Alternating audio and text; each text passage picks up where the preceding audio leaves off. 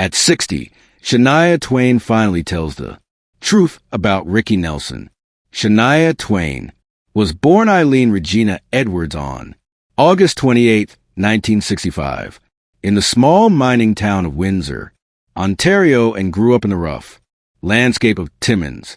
She went from a life of struggle to become one of the most important and best-selling female singers in country music history. Her story isn't just about talent.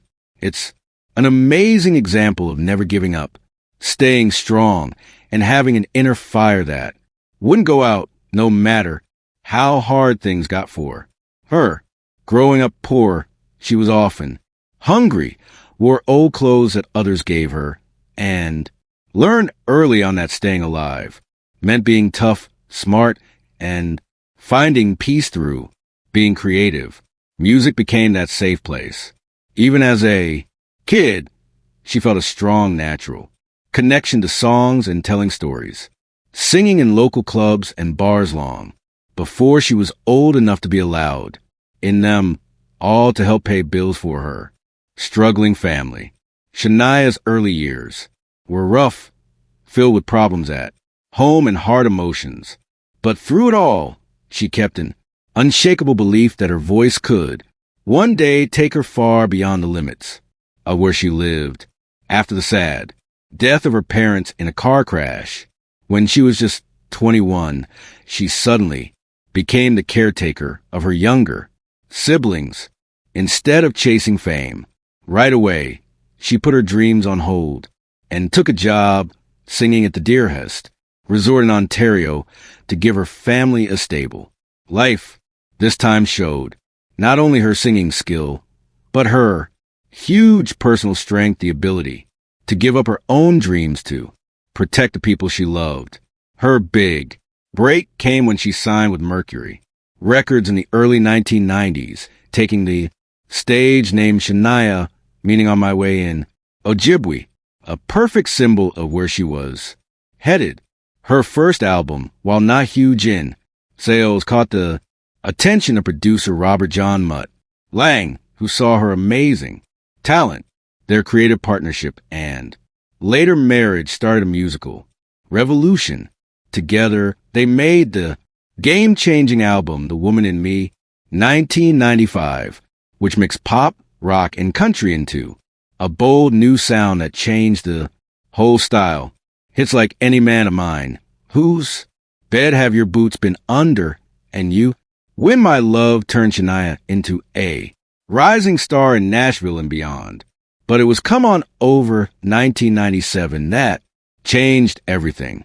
The album became a huge cultural moment, ending up as the best-selling studio album by a female artist in any type of music and one of the highest-selling albums of all time.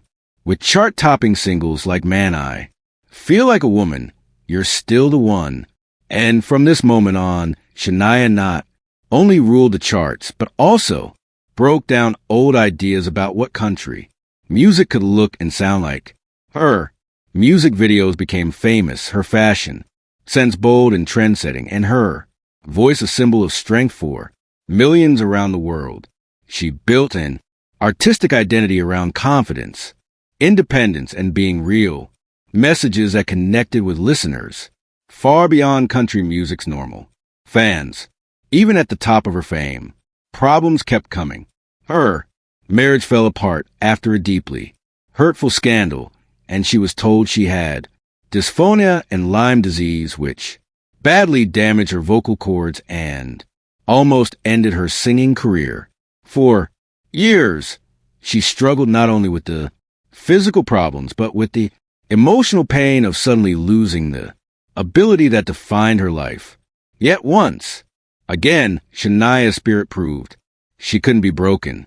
Through vocal therapy, determination, and pure willpower, she slowly rebuilt her voice and her confidence. When she came back with the album Now 2017, it meant not just a musical comeback, but a personal victory, a reminder that even the most amazing talents are shaped by hard times. In recent years, Shania has kept reinventing herself with Las Vegas shows, new music, documentaries, and public appearances that celebrate both her legacy and her ongoing growth as an artist. Her warmth, humor, and staying humble have made her loved by new generations of fans.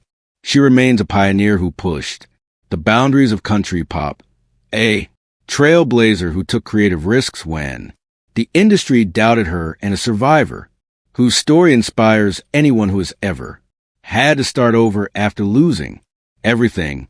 Shania Twain's personal and romantic life took a big turn in the early 1990s, starting with one of the most important meetings of her career after the release of her self-titled first album. Although the record itself didn't yet show her songwriting power, producer Robert John Mutt Lang, already a legendary person in rock and country rock because of his work with AC/DC, Def Leppard, and Bryan Adams, heard her voice and was right away struck by its warmth, strength, and clarity.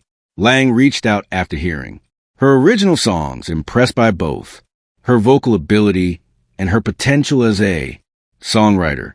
What started as a professional conversation quickly turned into months of long-distance phone calls. They spent countless hours talking about music, song ideas, personal backgrounds, and dreams for the future. During these close and creatively charged conversations, a bond formed, one based in artistic chemistry. The arrival of their child brought joy. During a time when Twain was already a global superstar, and being a mother became one of the most treasured roles in her life. Despite their public success and seemingly solid marriage, behind the scenes, problems began to show up.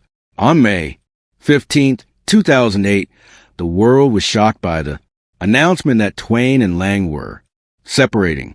The reason: Lang's affair with Marianne Thibault, Shania's close friend and personal assistant, deeply hurt Twain. The betrayal had come from not only her husband, but also the person she had trusted most within her inner circle. Twain later spoke openly about the emotional pain, feelings of being abandoned, and sense of loss that followed. Their divorce was finalized on June 9th, 2010, formally ending one of the most famous creative and romantic partnerships in modern music history. Yet, from heartbreak came an unexpected and healing turn.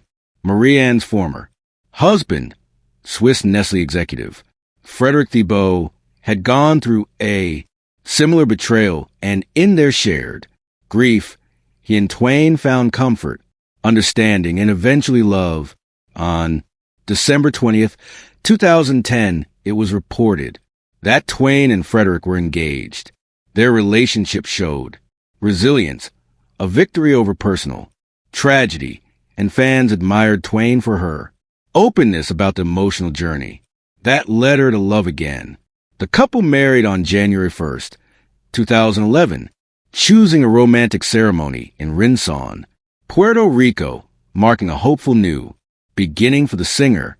Beyond her personal relationships, Twain has also been known for her lifestyle choices and spiritual interests.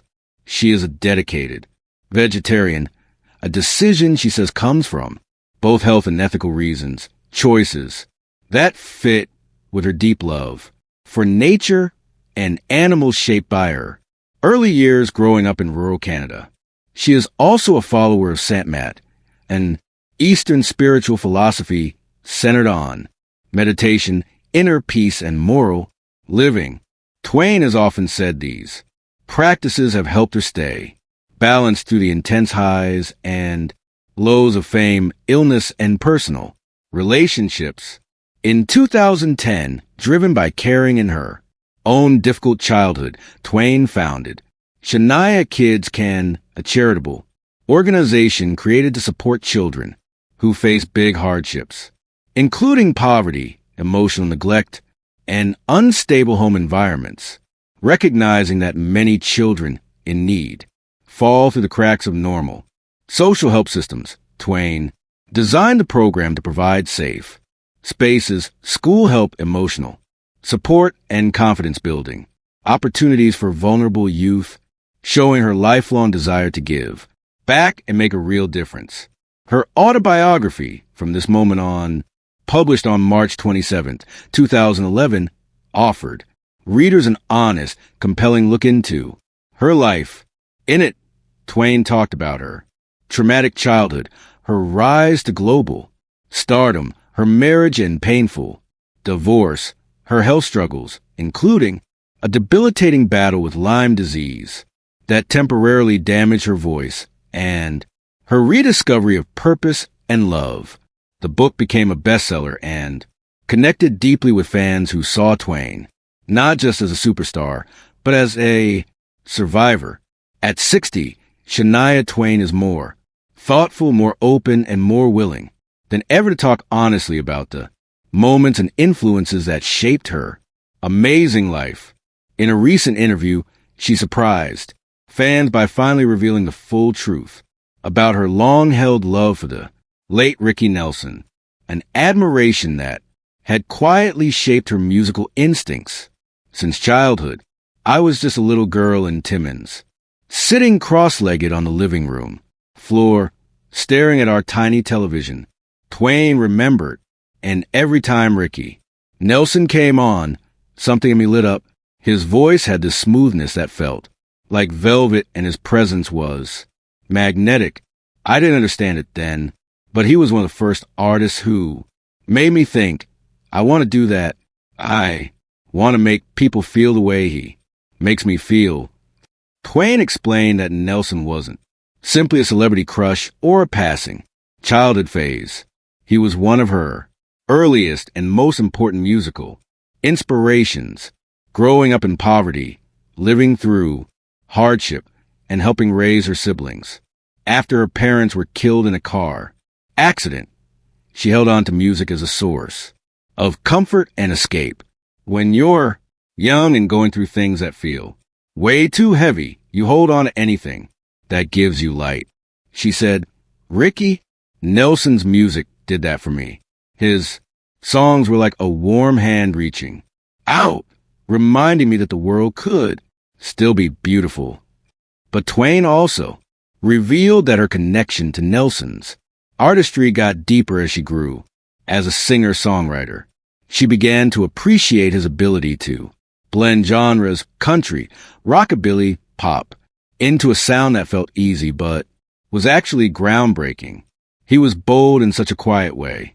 She said he didn't shout about being a trailblazer, but he made crossing genres feel natural. And I think that influenced me more than I ever realized. When I later blended country with pop and rock, I think I was channeling a piece of what I learned from him. Twain said that for years she kept this connection private, partly out of humility and partly because her own career exploded so quickly. But as she reached 60, a milestone she described as freeing, she felt compelled to acknowledge